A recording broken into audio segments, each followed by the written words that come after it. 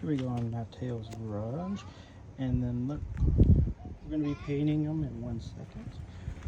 As you can see, we're sitting here. Got this all typed off, ready to paint. Already started here. I'm going to check on how it is.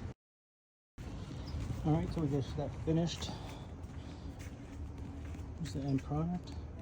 Not too worried about the overspray on the tires that are bumped. I'm going to change those out soon enough anyway. Pretty good.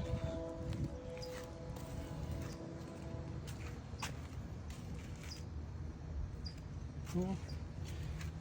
For about 20 bucks. And some sweat equity. Sweat acuity. Sweat me. Pretty good.